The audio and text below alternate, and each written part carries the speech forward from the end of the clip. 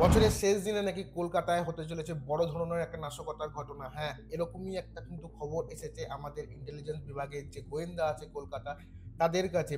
পশ্চিমবঙ্গ সহ পূর্ব ও উত্তর পূর্ব ভারতের থেকে কিন্তু অনেক জঙ্গিদের ধরা পড়ার খবর আছে। সেই সমস্ত জঙ্গি হচ্ছে আনসারুল্লাহ বাংলা টিম বলে যে জঙ্গি সংস্থা আছে, সেই সংস্থার কিন্তু মেম্বার। আর তাদের সঙ্গে নাকি যোগ আছে আইএসআই এর। আর তাদেরই নাকি চক্রান্ত যে বছরের শেষ দিনে কলকাতার যে জাঁকজমকপূর্ণ কলকাতা থাকবে, সেই কলকাতায় নাকি তারা আক্রমণ করবে বা কোনো রকমের নাশকতা ঘটাবে। নমস্কার, আমি দীপ্তক, আর তোমাদের সবাইকে আমি ওয়েলকাম জানাচ্ছি আমার ইউটিউব চ্যানেলে, যেখানে আমি সকালে খবরের কাগজ থেকে কিছু খবর নিয়ে একটু বকবক টকবক করি। তো আজকের যে খবরটা, বর্ষ শেষে রাতেই কলকাতার জঙ্গি হামলার ছক, নিরাপত্তার জোরদার করছে লালবাজার। ইন্টেলিজেন্স বিভাগের যে গোয়েন্দা আছে কলকাতার, তাদের কাছে বিশেষ সূত্র মারফত খবর এসেছে যে বছর শেষের দিন বা বছর শেষের রাত্রেবেলা বলা চলে, যেটা হচ্ছে গিয়ে মানে 2025 শুরু হওয়ার আগে আর 2024-এর একদম শেষ সময়ের যে আমাদের মোমেন্টটা থাকে, যেখানে সবাই খুব মানে কলকাতায় বিশেষ করে খুব আনন্দ করে বা খুব সেলিব্রেশন করে এই জিনিসটাকে, সেখানে কিন্তু বলা হচ্ছে যে একটা বড় ধরনের নাশকতা হতে পারে। আর এইটা কিন্তু মেনলি কিন্তু পার্ক স্ট্রিট আর ধর্মতলাকেই টার্গেট করা হতে পারে বলে এখানে বলা হচ্ছে। তো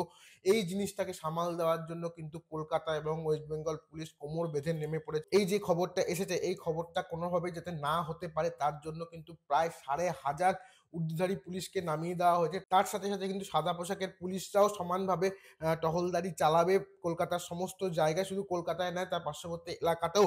আসছে মঙ্গলবার হচ্ছে গিয়ে 2024-এর শেষ দিন, আর তারপরের দিন মানে হচ্ছে গিয়ে 2025 হচ্ছে শুরু। আর তার মাঝখানে যে রাত্রি 12টার সময় যে টাইমটা, সেটাই কিন্তু মানুষের এখন একটা স্টাইল হয়ে গেছে সেলিব্রেশন করার।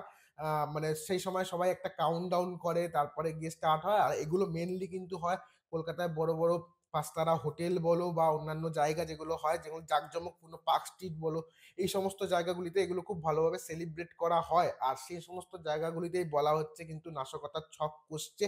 আর এগুলো কিন্তু স্পেশাল টাস্ক ফোর্স মানে কলকাতা এবং ওয়েস্ট বেঙ্গল পুলিশের যে স্পেশাল টাস্ক ফোর্স আছে, তাদের কাছে কিন্তু এরকমই ইনপুট এসেছে। আর সেই জন্য কিন্তু লালবাজারের তরফ থেকে যে কলকাতা পুলিশের যে অধিকর্তা, মেন হেড যে আছেন মনোজ ভার্মা, তিনি কিন্তু মিটিং করেন এবং তিনি মিটিং করে সেখানে প্রেস কনফারেন্সও করেন। তো তিনি বলেন যে এরকম একটা নাশকতার খবর এসেছে, তিনি সকল পুলিশ কর্মীকে সতর্ক করে দিয়েছেন এই ব্যাপারটাতে, এবং সমস্ত কলকাতা এবং তার পার্শ্ববর্তী সমস্ত অঞ্চলকে কড়া নিরাপত্তার চাদরে তিনি মুড়ে ফেলতে চাইছেন। এবং তিনি আর কি বলছেন তোমরা সেটা শুনে নাও।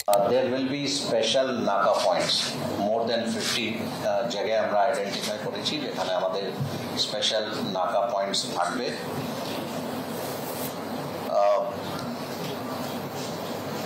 There will be special arrangements for ensuring various kinds of other inputs. মানে বিভিন্ন জায়গা থেকে বিভিন্ন রকম ইনপুট যেগুলো আসছে, এইগুলো আমরা কনসিডার করেছি। অ্যান্ড এটা নিয়েও আমাদের বিশেষ ব্যবস্থা থাকবে।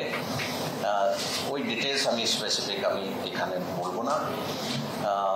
These are related to new year. তিনি এর সঙ্গে আরো বলেছেন যে বছরের যখন শুরু হচ্ছে, সেটাকে যেন সবাই খুব ভালোভাবে আনন্দ করে উপভোগ করে, কিন্তু সেটা কখনোই আইন বা ট্রাফিক বিধি উল্লঙ্ঘন করে নয়। কেউ যত ড্রিঙ্ক করে গাড়ি না চালায়, গাড়ি মানে বাইক বা চার চাকা না চালায়। আর তার সঙ্গে যেন গতি যাতে খুব লিমিটের মধ্যে রাখে, গতি যাতে খুব না বাড়ায়। যদি গতি বাড়ানো হয় তাহলে কিন্তু তাকে ফাইন করা হবে। আর তার সঙ্গে সঙ্গে এটাও বলা হয়েছে যে রাত্রিবেলা যে অভব্য আচরণ হয় তার জন্য কিন্তু স্পেশাল অ্যান্টি ক্রাইম টিম থাকছে। আর গতিবিধি যে ব্যাপারটা সেটা বললাম, সেটার জন্য কিন্তু 30টা স্পেশাল টিম নামানো হয়েছে।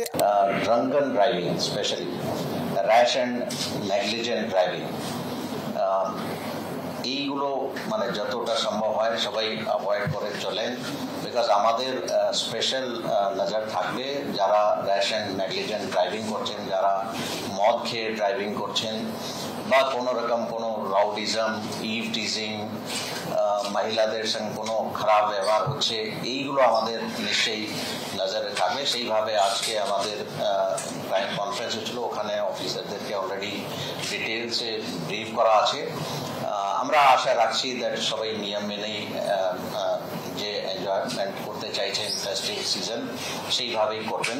আর এর সঙ্গে সঙ্গে আরেকটাও ঘোষণা করা হয়েছে যে বছর শেষের দিনের রাত্রিবেলা কিন্তু যে মা ফ্লাইওভার আছে, সেই মা ফ্লাইওভার থেকে কিন্তু অনেক নিয়ম উঠে যাচ্ছে, মানে হচ্ছে সেই দিন ২৪ ঘন্টা সেখানে কিন্তু বাইক যাতায়াত করতে পারবে। আমরা জানি যে ১ম দিকে যেটা মা ফ্লাইওভারের উপরে কিন্তু রাত্রি ১০টা থেকে সকাল ৬টা অবধি বাইক চলাচল করতে পারত না। তারপর রিসেন্ট একটা অ্যাক্সিডেন্ট হয়েছিল। সেই অ্যাক্সিডেন্টের পর একদম রিসেন্ট সেটা হচ্ছে গিয়ে টাইম করে দেওয়া হয়েছে ৬টা থেকে সকাল ৭টা, মানে ৭টা অবধি কোনো ২ চাকার যান সেখানে যাতায়াত করতে পারবে না। কিন্তু বছর শেষের দিনের জন্য একটা স্পেশাল পারমিশন দেওয়া হলো যেখানে ৪ চাকা ২৪ ঘন্টা যাতায়াত করতে পারবে। কিন্তু সেখানেও মনোজ বর্মা একটা জিনিস বলে দিয়েছে যে সেইখানে কিন্তু সেই বাইকের বা স্কুটারের গতিবেগ ৪০ কিলোমিটারের উপরে হতে পারবে না। যদি ৪০ কিলোমিটারের উপরে হয়ে যায় সেক্ষেত্রে কিন্তু তাকে ফাইন করা হবে। মা flyover generally it is restricted for two wheelers during the night.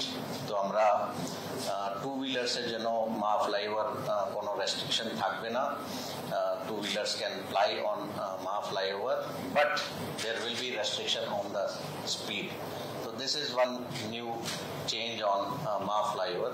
যেহেতু ওটা খুব অ্যাক্সিডেন্ট প্রোন আছে, স্পেশালি এট দ্য কার্ভস, তো ওই টেন্ডেন্সি যাতে না হয়। আর তার সঙ্গে সঙ্গে এটাও জানিয়ে দেওয়া হয়েছে যে মা ফ্লাইওভারের উপরে কোনো কিন্তু পণ্যবাহী গাড়ি উঠতে পারবে না। তো বছর শেষের দিনের যে এই একটা নাশকতার ছক কষছে জঙ্গিরা বলে মনে করছে আমাদের ইন্টেলিজেন্স বিভাগের গোয়েন্দারা বা স্পেশাল টাস্ক ফোর্স যেটাই বলা হয়, তাদের কাছে এরকম একটা ইনপুট এসছে। তো এই জিনিসটা আমাদের কাছে একটু চিন্তার বিষয়, যাতে এরকম কিছু না হয় সেটাই আমরা সবাই আশা করব, যাতে বছরের শেষ দিন আর বছরের শুরুর দিনের ১ম মুহূর্তটা সবাই খুব ভালো করে এনজয় করতে পারে। আমি, তুমি, যারাই আছে কলকাতায় সবাই যেন খুব ভালো করে এনজয় করতে পারে। আর এরকম যাতে কোনো কিছু না হয়, আর কোনো কিছুর ইঙ্গিত যদি হয়েও থাকে তাহলে কলকাতা পুলিশ বা পশ্চিমবঙ্গ পুলিশ সেটাকে যাতে ট্যাকেল করে নিতে পারে খুব ভালো করে, সেটাই আমরা আশা করব। আর বছরের শেষ কয়েকটা দিন আছে, সবাইকে আমি বলব খুব ভালো করে তোমরা কাটাও। আজকে হচ্ছে বছরের শেষ রবিবার। অনেকে হয়তো পিকনিক করবে, অনেকে কোথাও ঘুরতে যাবে, সেটাই করো তোমরা। খুব মজা করে তোমার বন্ধু এবং ফ্যামিলির সঙ্গে কাটাও। তো আজকের মতো এই ভিডিওটা ছিল এই অবধি। আমার এই ভিডিওটা কেমন লাগলো তোমার জানাতে পারো কমেন্ট করে। যদি ভালো লেগে থাকে তাহলে প্লিজ আমার ভিডিওটাকে লাইক করে দিও। ভিডিওটা শেয়ার করতে পারো তোমার চেনা জানা লোকদের সঙ্গে। আর ভিডিওটা যদি তোমরা ১ম দেখে থাকো, মানে আমার চ্যানেলে যদি ভিডিও ১ম দেখে থাকো, তাহলে প্লিজ আমার চ্যানেলটাকে সাবস্ক্রাইব করে দিও। দেখা হচ্ছে পরের কোনো একটা ভিডিওতে। আর এতক্ষণ যদি আমার ভিডিওটা দেখে থাকো তার জন্য তোমাদের সবাইকে অসংখ্য ধন্যবাদ। দেখা হচ্ছে আবার পরে কোনো একটা ভিডিওতে। টাটা।